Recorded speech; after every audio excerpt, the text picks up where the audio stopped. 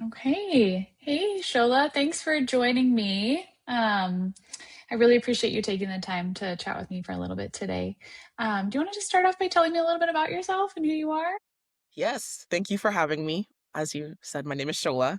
I am a mental health therapist in the Washington region. I like to focus a lot on a lot of trauma work, anxiety work, persistently low mood, stuff like that. And I really love working with just like women and younger girls who are just those high achiever types, always getting things done, always running it, but like just having that space to kind of let their shoulders relax, be themselves, and breathe a little bit. They don't really have that. I love to be that space for people. So that's kind of the bulk of my work at this time. Wonderful. Thanks for sharing. Well, I'd love to just kind of talk about you for a little bit and then hear a little bit more about your client types and who you're seeing. So I appreciate you sharing that with me. But I'm curious, like, what inspired you to do what you do? What inspired you to become a therapist? So I've always been drawn to the world of mental health, psychology, why people think the way they do, why they behave the way they do. It's actually funny. I always tell people when when I was going in to like declare my major when I was doing undergrad, I was going in for psychology. I just really wanted to do it, but then the advisor started talking about public health, and for some reason it really fascinated me. So I went down this. I got my bachelor's in public health, went on to get my master's in healthcare administration, worked healthcare for a few years. But I would find myself talking to patients in these like more administrative healthcare setting and spending a little bit longer than my other coworkers would asking how they're doing and trying to figure out how I could like support them emotionally. And it kind of just came to the point where it's like, I think it's time to go back to the Yeah. original plan. Yeah, like So this was my calling. yeah, it's like I don't like, doing Excel sheets. I like talking to people. So I went back to school again, got my master's in clinical mental health counseling, and it was the best choice I could have made for myself. Well, thank you for sharing. And so you talked a little bit about kind of like your area of focus with trauma and with women. What kind of drew you to that specifically? I've always found it really fascinating the way in which trauma presents. I think especially with media, there can be one specific I guess presentation that we see of this is how a traumatized person and these are what traumas are, these like very big and catastrophic events, which like absolutely, those things can be true, can be real. But for a lot of us, there's experiences that people have had that don't fall under the big, the catastrophic, the war and mayhem, natural disasters that affect them deeply, that do cause a lot of anxiety and keeping you up at night and people pleasing behaviors, just the manifestations of trauma. It's so vast. And I feel like my work as a therapist, especially, is being able to kind of hold that mirror up in front of people and say, hey, we've been doing this thing for a while. It's just not working. Let's see if we can just slow it down for a second, take a breath, and talk about what actually happened so we can move forward in a more productive way. So I think that's what's always drawn me to trauma work specifically, and also anxiety work too. That feeling of anxiety just kind of crippling people and making them feel like they're so stuck, the perception of not having choice in certain situations. I really love to help people kind of see like, what control do I have? How can I support myself better?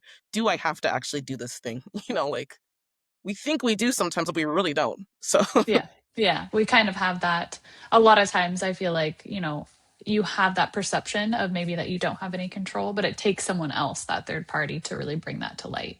yeah, and just like the question of why do we feel like we don't have that control? Where does that come from? When did you first start feeling that way? So Yeah. it's again, it's layered. I love the Yeah. layers. Absolutely. And I think that that just goes to show, that's why it drew you in, because of those layers, and that Mhm. you were seeing that kind of before you were even aware of what all that maybe meant clinically. Like you knew this was happening and you are aware of it and you're like, okay, this is something that I can like really get into and help with people. Yeah, I love that. absolutely. Yeah. Thank you for sharing. What's something that, people might be surprised to learn about you or to know about you? It's always a good one. It's like, where do I begin with that one? I think something that for I've worked with a lot of people who I've been their first therapist ever. I've worked with a lot of people who've gone to a lot of counseling as well, but I've been a lot of people's first experience in the therapy room. And I think people have been very surprised with um kind of how I show up within that. How yes, it's clinical, yes, it's professional, but we can laugh. Yeah. Like we can Yeah. be people. We're still like, like if you're also like a woman my age, we might be talking about something that's, relevant to our age demographic. It's a very personable and just it doesn't sound down to earth when you say you're down to earth, but I feel like it's a very down to earth experience of just like it's just two people talking. It isn't like, going into a really strict doctor's office or whatever. It's really just a conversation. And sometimes we cry, and that's okay. Yeah, absolutely. It shows that you're human too, and Mhm. it's okay to kind of let that side of yourself out and make sure that you're still just, connecting with people. I think that's really Yeah. important, and just being that you need to kind of have that common ground and be able to relate to them at the same time, while still obviously keeping in mind, maybe specific goals or what you're working on in Mhm. therapy, but just being able to show that like it's okay to be silly and cry and Mhm. have our emotions and share with each other at the same time. Yeah, we can absolutely hold both in our hands of working towards healing and working towards personal development, but also just being people. It's not exclusive of each other. So yeah. Yeah, exactly. I love that. So what specific like modalities or frameworks maybe do you use the most or often use? Yeah, I love that question. And I could probably overshare at this point. I would say I'm a very eclectic therapist in the sense that I don't feel locked in or attached to a specific modality for a person. I'm flexible enough to kind of like shift, like, okay, they aren't really responding to this type of treatment in the way that I think that they could maybe benefit from this one. So overall, I do practice under an attachment theory. That is kind of like the overall basis of how I practice and how I am in general. But I do integrate acceptance and commitment therapy, dialectical behavior therapy, a lot of emotion focused individual therapy, and EFT for couples as well. And also, I am EMDR trained for my trauma clients as well. So I kind of just pick and choose, mix and match a little bit based off of the needs of everybody. Awesome, thank you. I think maybe I should just pause and see if I can mute Jason because I think his dogs are, I can hear them. Jason, mute yourself. Yeah, I can hear and I can see you, but I mean, seeing is fine. It's a little distracting with the doggy. It's okay. Yeah, yeah, exactly. That was like the only noise, so okay. There we go. Perfect. Awesome. Well, thank you so much for sharing that. I'm curious a little bit more about the initial answer. You said you work with attachment style. What does that mean to maybe a client? What does that look like in a session? Very fair. So, in a very generalized way, it's like shrinking down this grand theory. It's pretty much we respond to the world and the way we see the world. That might come back to how we were raised. It might come back to how we attached to our primary caregivers in childhood. And that can cause manifestations and symptoms as we grow up. So all, all things to say, when I integrate that into my practice, it's hey, let's look a little bit further back. What was our experience? When we asked for comfort to our parents or to our grandparents, that kindergarten teacher, like, did she call us a failure? Did we believe her? Did we go to a parent and talk to them about that? There's a lot of early childhood experiences that can shape how we see ourselves in the world. So we got to kind of look at those things and to see if they're maladaptive. Yeah, absolutely. And it just kind of provides that enhanced awareness and, allows the person to make, it's not going to necessarily go for like, I can't change that experience, but you can still look at yourself in maybe a different light or be more accepting of that piece of yourself or understand yourself more, which I think is really powerful. Right, right. If we look back and we see the kindergarten teacher who called us a failure, nothing in therapy is going to take those words back or change what that was. But now we're able to kind of look at it and say, like, she was trifling. That had nothing to Yeah. do with me. She wasn't well. You know what I mean? Yeah. So it's looking back and shifting our perspective. Absolutely. And I'm aware that you do EMDR as well. Tell me a little bit about EMDR and maybe how that feels for a client, or what, maybe situations you may use that in or recommend. Yes. So I use EMDR therapy for people with complex traumas, meaning there was repeated incidents of trauma in childhood or early adulthood, whatever. And also for acute traumas where it's like we got into the car accident, we, had the natural disaster, that was kind of bigger, more grand kind of events. And EMDR is, I think, one of the therapy modalities that aren't on, on a public basis, not always understood well, and often confused to be like hypnosis. Very different from hypnosis, in that hypnosis, you're going fully into this trance like state and to the past or whatever. Whereas EMDR, you're, I like to describe it to clients like you're on a train and you see all the memories going by, but you're still moving, you're still here. You know what I mean? Mm. Yeah. So it operates on this theory that if we kind of use bilateral stimulation, as I'm asking you specific questions and prompts, you're able to kind of revisit those memories, see it in a different perspective, and reconcile it in your mind. So it's not as distressing and disturbing to you. It's always going to be a little bit disturbing. There's no way we're going to look back at certain memories and say, that was fine. It's pleasant. There's always going to be a level of disturbance to it. But now I'm not going to have panic attacks and I'm not going to have nightmares. I'm not going to feel like I have to look over my shoulder, So the symptoms of trauma decrease, but the distress levels, of course, those persist because sometimes bad things are just bad. There's we don't need to gaslight ourselves about that, but it's a different Yeah, story. absolutely. No, I appreciate that. Thank you. Mhm. Okay. So tell me about how that works, in the virtual space, because that was a question that I was curious about, or that I've seen, some clinicians will do it over telehealth, some don't. So kind of tell me your thoughts on that and how effective you feel like it's been as you've Mhm. kind of transitioned to more telehealth work. Absolutely. So, a huge thing for me is if a therapy modality isn't found to be evidence backed, I don't want to use it because people they're coming to me for like good quality work that actually works.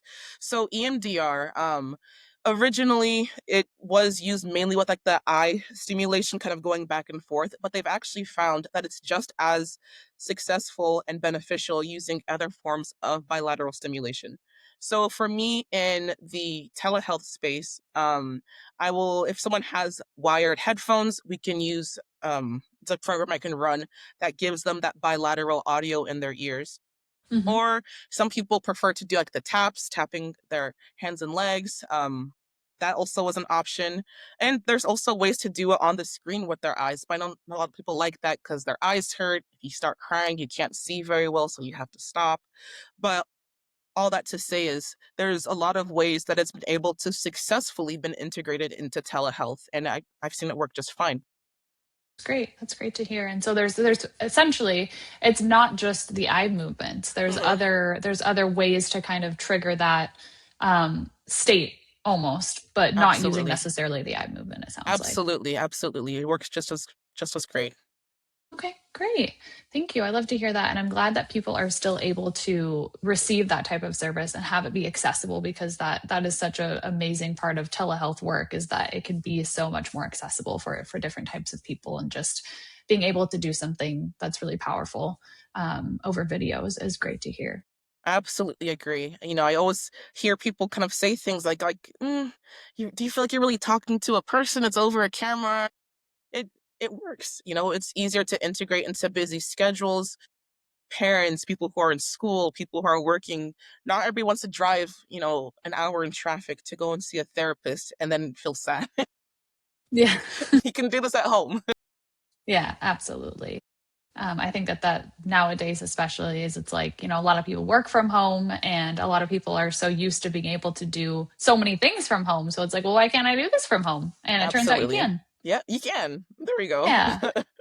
So I'd love to hear about any, what are some like common challenges that you feel like, your clients come to you with, or things that you can specifically like help them work through? Yeah, yeah. Some of the common challenges that I see, it's a lot of relational stuff. You know what I mean? It's like, even if it's not necessarily a couple coming into me, it's, contentious relationships with our parents, or, our dating history that's causing us a lot of anxiety, and we keep falling into the same patterns, and we're kind of wondering why this is happening again and again. Why am I picking the same kind of person? And a lot of or being in relationships sometimes and we feel like we're stuck when, we aren't. That's a different story. It's just communication issues, all of these Yeah. things, not all the time, but a lot of these things do come back to trauma and earlier childhood experiences, and just being able to explore that. Or maybe it's not from early childhood experiences and this is kind of a new presentation. And then we figure out, how did this happen and how do we work ourselves out of this? There's a whole I always tell people, it sounds very cliche, but within my experience, I've literally seen a whole vast range of presentations. I think people showing up to therapy, it takes a lot of bravery. It takes a lot of courage to show up for a service, to talk to this very hyperactive person across the screen Yeah. about some of the really distressing things that have happened to us. You know what I mean? So I see a large set of presentations, but the common theme is like, you guys are all super brave, even if you don't feel it, because it takes so much. And I'm always so proud of people who are taking that first step into the therapy space. It's a lot. Absolutely. It's a vulnerable space to be in, and Very. to be able to share and show up consistently with Hmm. someone and continue to share is even more brave. So I Hmm. always give major props to people that not only make the first step and come out to the intake appointment, but they, consistently come back and they keep sharing and they keep opening their heart. I think that's really Absolutely. And I always tell people, and I've seen this before too, you don't have to be fully a believer of therapy for it to eventually work for you. I've seen a lot of people with skepticism. yeah. It's like, I'm going to pay you to talk and I'll feel better. Like, Yeah. probably, you know, Like pretty much. most likely. So, it's like, you don't have to be 100% sold on the process to take that first step and have a consult and see if this therapist is someone that maybe you might, want to partner with you on your health and wellness journey. You know what I mean? It's like, you can just take that step and let the rest of it fall where it falls. Exactly. And do you feel like there's any sort of pattern or common themes with the types of people that you feel like end up fitting with you? Because there's probably clients that you've been seeing for a long time that you really mesh with. Like, what does that kind of look like as far as like the patterns that you've noticed of maybe what that type of client is like, or the personality type, if there is one? Yeah, yeah. Again, it's super, I think, broad, the presentations, but I think the biggest pattern I've been able to see is that across like age ranges, across the genders, the people I'm seeing are people who are super effective and efficient at work, at school. They're high achievers. They are people who are running their household like it's the Navy, so to speak. Everything Yes. is in its place, and everything, they're Yeah. just pushing forward and pushing forward and pushing forward, taking care of everybody, but like no one's really taking care of them. And they don't know how to slow down for themselves. And I think, I'm not sure if I don't know what draws these people to me or how we get matched. It's some kind of cosmic thing. I don't know. But, Yeah. that is a common theme I do see in people. And these are high achievers and people who push forward and they're scared to slow down. And it's okay to slow down. It's okay to take a breath. We're gonna be okay. Let's just let that nervous system regulate a little bit. Absolutely. Awesome. Do you feel like there's anything that do you have any sense of like why they are scared to slow down? Um, there's multiple reasons for that. There's some on a more systemic level, especially in Washington, a high cost of living state. There's some like actual practical aspects of like, I need to work if I want to eat today. Yeah. But I think Can't slow down. also, yeah, but I think also there is a level of, you know, perfectionism that can be a byproduct of trauma and anxiety, and even sometimes people pleasing behaviors, not even necessarily excelling in our career because we really care about that thing, but because it's like, I want my parents to be proud, even though I'm like, 45 or whatever the case may be. So it can be a whole host of reasons where like, the problem isn't the actual problem and it's Mm, something else. yeah. Sometimes not, but you know, it can be multiple things. Yeah, absolutely. And Yeah. I think it's like, I think a lot of times with people, like you're scared to slow down because it gives you space to think about maybe things that you wouldn't normally want to think about. And so people just kind of, myself included, will just jam pack things in a way that you sort of like, and then you're like, why am I so tired? Why am I so exhausted? And you're like, well, Mm-hmm. because you're not giving yourself the time to actually process things and rest. And I think when you have that set time with someone like you or a therapist that can help you do that and give you that space and hold you accountable to do that, Mm-hmm. it's really, really powerful. I can't tell you the amount of people I've spoken to before who've come, wanting some kind of therapy intervention because I just can't sleep. I take the sleeping pills. I try and relax myself. I can't get good sleep at night. And part of which there's a whole host of reasons why people might not be sleeping well, but one of them might be is if I'm running like myself ragged all day long with work, with school, with family, with all these different obligations, the only time I'm actually slowing down and letting my mind quiet is when I hit the bed. Now all of the things have come up. It's my brain's opportunity to process the day. That's why it's busy and that's why I cannot sleep. So it's one of those things of, okay, I know you want to sleep and you'll get better sleep, I promise, but the problem's not the problem here. We have to deal with these things first. And once this noise quiets, your brain's gonna chill. Your brain also wants to sleep. You Yeah, guys are on the same page. for sure. Probably really need sleep. Yeah, it agrees. Yeah, absolutely. Okay. Well, just to kind of like close it up and because I appreciate your time and I want to make sure we end on time. If someone was out there and they're considering starting therapy, maybe with you specifically, what would you want them to know? Mm. I would want them to know a whole lot. I think there's so much to know about this, but I think more than anything, what I'd want them to know is that the first step in engaging with the therapeutic process is often the hardest. I always tell people the first appointment is going to be the least inspiring. The first step is going to be the hardest. But once you get into that momentum and once you start up, you know, there's people have had bad therapy experiences. People have matched with therapists who weren't for them. But ultimately I think it can be, how do I want to word this, taking that first step is just the hardest part of it. Once you get going, you know you will find someone who can help you with that and help you with your symptoms. I'll Yeah. leave it at that. And I think too, like trust your gut. A lot of Yeah. times you have that like you said, that cosmic thing, whatever's out there. Like if you feel drawn to someone specifically, or just trust your gut when you're going through that process, and also just be as open as you can too, because I've had a lot of chats with people who are in that space where they're like, I don't know, and I feel like I want to do this or I want to see this person. So yeah, I would also just say I'll validate that yes, it is the hardest step because you have to do so many different things to get to that place. But once you get into that rhythm and find the safe space, then you'll feel taken Mhm. care of. Right. It's like you're making an appointment with a new person about to talk about some things that are heavy. There's all this paperwork with all this legal jargon that's intimidating. But, it's just the first step. Once we get over that, we're good. Promise, I'll take good care of you. So Awesome.